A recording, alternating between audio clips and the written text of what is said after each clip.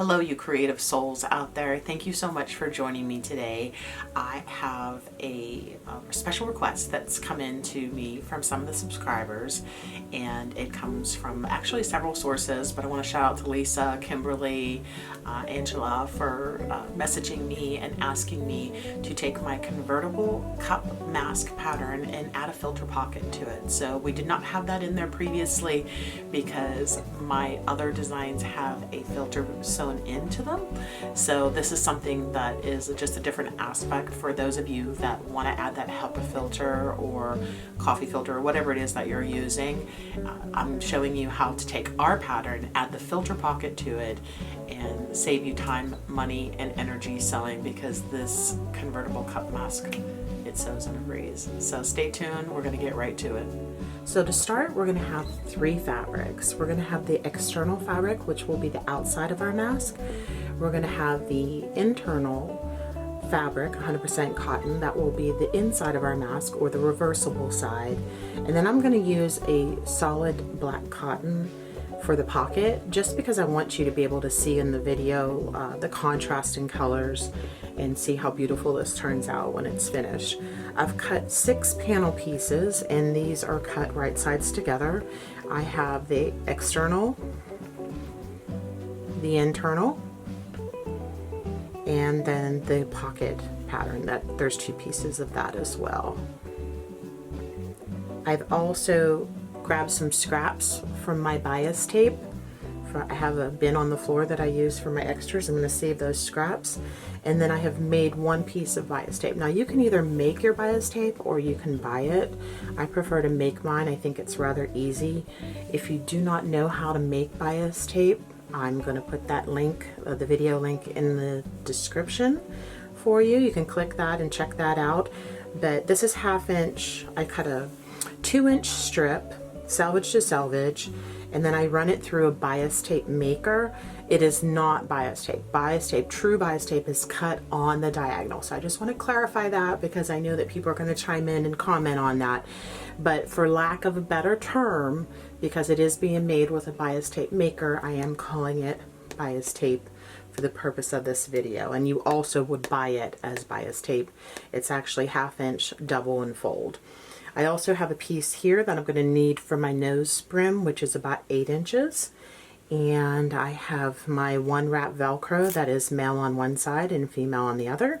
And I've cut this 3 inches long, and then I cut it in half to 3/4 of an inch, and then I cut it in half again to 3/8 of an inch, and that's perfect. I am also going to need a wire, and this is 22 gauge wire. If I'm going to put a removable wire in, I'm going to glue some Grosgrain ribbon on one side. If it's a sew-in wire and I do not need the Grosgrain ribbon, then I'm just going to make sure that I bend it. I usually cut my wire to 5 inches. I think 4 inches finished is perfect for adult sizes. And then just bend it and make sure that those bends are nice and smooth and close to the end, so it's not irritating for the wearer. And I also have some drapery clips, and somebody called these hair clips, but yes, they look like hair clips, but they are actually drapery clips, and you can find them in the quilting section. And they're great to use because when you're putting fabrics together and the fabrics might be thick, it does this without any pins. And it's like the magic clips, except for they're actually easier to store next to my machine, so I like them. So the first thing that we're going to do is we're going to sew a 1/4 inch on the curve, all 4 pieces of the mask together, and then I'm also going to sew at a 1/4 inch here, right around, and then we're going to trim that with pinking shears. So without further ado, let's do it. So I'm going to start by sewing all 4 pieces of the external and the internal panels together. Start with my needle down, and I do want to do a backup stitch here just to make sure. I am using my presser foot to help me gauge that at a 1/4 inch, and I'm using my pointer to keep my fabric from puckering. It's a great tool. And then I'm just going to come streaming right in with my pocket, and I'm going to sew that at the same time. Same thing, I'm going to sew it exactly at a 1/4 inch, and I am using my presser foot right here, this little indentation in my presser foot, to let me know where I'm at, and I'm using my pointer to help me keep the fabric from puckering if it wants to pucker. I'm going to take my favorite pinking shears, and I'm going to pink as close to the seam as I can without cutting the seam. And this is going to help that curve just smooth out, and it's also going to help to remove the excess bulk.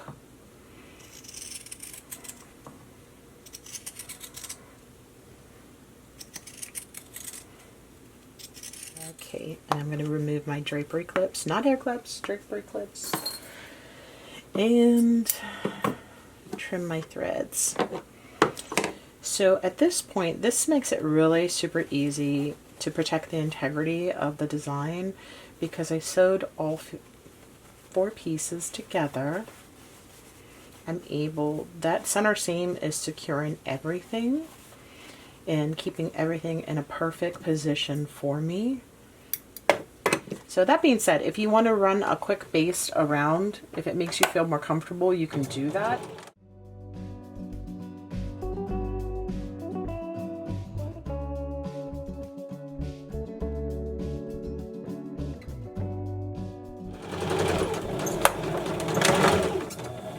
Because it's not going to hurt. So there we have the internal and the external part of our convertible cup mask. The next thing I'm going to do is I'm going to take the outside, the external part of the pocket, the part that would be facing your face if you had put a filter in, and I'm going to take the bias tape that I made, or these are scrap pieces that I grabbed from my scrap basket, and I'm going to put the good side of the fabric facing me and the smaller lip of the bias tape facing me. And on the straight edge, I'm just going to sew those down for a nice, beautiful finish to my pocket on either side.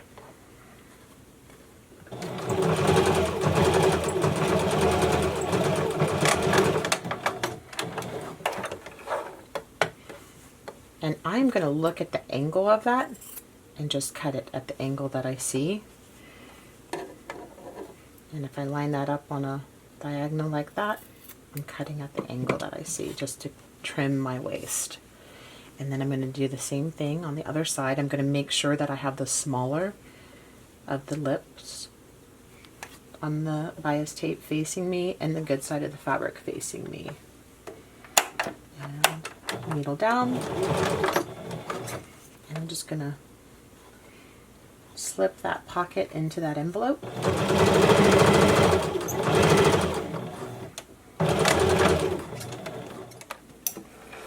Pull it out, and again I am cutting on the diagonal of the fabric, the same direction that the fabric's going to trim. Very simple. So the more complicated part of doing the pocket here is just making sure that you match it up properly. And so I'm going to turn the inside of the pocket out,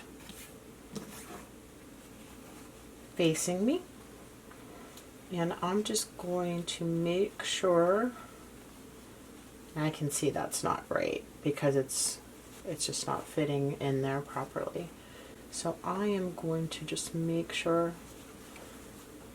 that we've got this pocket perfect. Everything's matching up in the same shape. And I'm going to put in a few pins that are going to work right into the hem. I'm not going to be worried about pins. Fabric was made to be pinned. I know that there's a lot of people out there using clips and saying you shouldn't pin. And fabric was designed, it's woven, it's designed to recover from the needle and the pins and go back into place, into shape. And using pins where there's layers of fabric And now we're going to sew bias tape over that. Will cause no harm to the integrity of your garment. But if you feel more comfortable using clips, by all means. So now I'm just going to open up my stitch a little bit. I'm going to do a basting stitch on this just to make sure I have it secured down.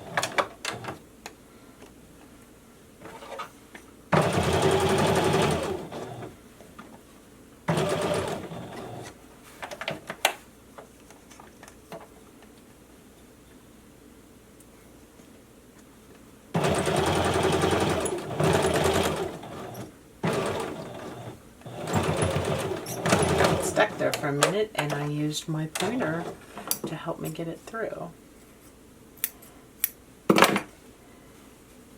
And if you do not have a pointer like the one I have, the link for this bamboo pointer is below. I've had this one about 15 years, I'm going to say. I bought it when I worked in the Drapery factory and I absolutely love it. It comes in so handy for so many things.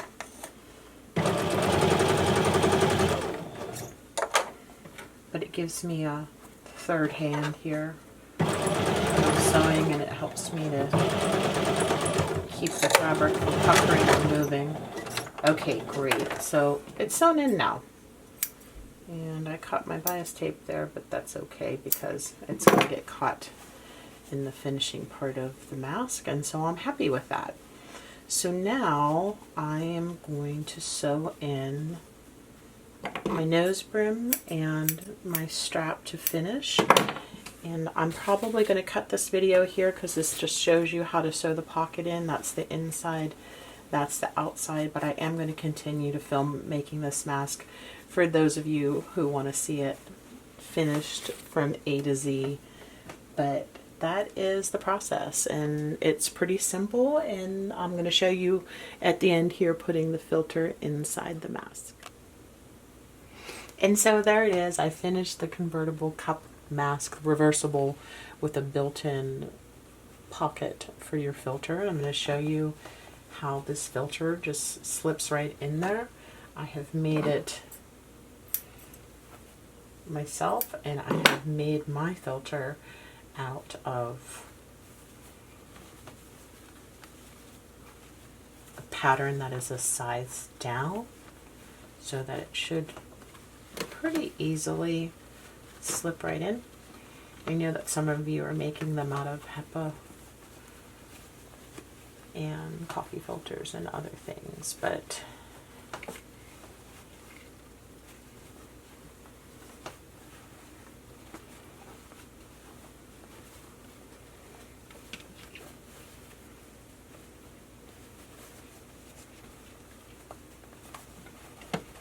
and there it is.